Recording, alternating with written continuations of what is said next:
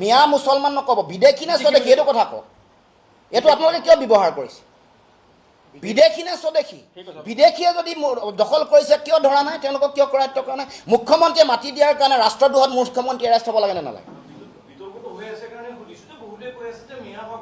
কিয় মিয়াটো আপুনি কয়? বিদেশী নে স্বদেশী এইটো কওক।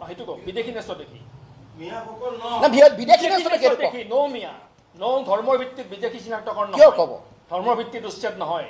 বেলেগ বেলেগ ধৰণৰ বিদেশীয়ে আমি বিদেশীয়ে ধৰ্ম নাই, ইয়াত কোনো জাত পাত নাই। ৭১ চনৰ ২৫ মাৰ্চৰ পিছত অহা বিদেশীক কৰায়ত্ব কৰি তেওঁলোকক বহিষ্কাৰ কৰিব লাগে। মুখ্যমন্ত্ৰীয়ে যদি নাই পৰা চাৰেণ্ডাৰ কৰিব লাগে, বেলেগক মুখ্যমন্ত্ৰী দায়িত্ব দিব লাগে।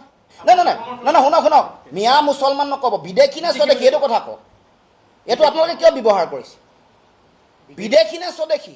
বিদেশীয়ে যদি দখল কৰিছে কিয় ধৰা নাই, তেওঁলোকক কিয় কৰায়ত্ব কৰা নাই? মুখ্যমন্ত্ৰীয়ে মাটি দিয়াৰ কাৰণে ৰাষ্ট্ৰদ্ৰোহত মুখ্যমন্ত্ৰী এৰেষ্ট হ'ব লাগে নে নালাগে? কিয় মিয়াটো আপুনি কয়? বিদেশী নে স্বদেশী এইটো কওক। বিদেশী নে স্বদেশী?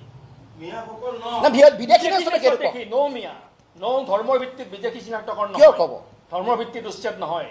বেলেগ বেলেগ ধৰণৰ বিদেশীয়ে আমি বিদেশীয়ে ধৰ্ম নাই, ইয়াত কোনো জাত পাত নাই।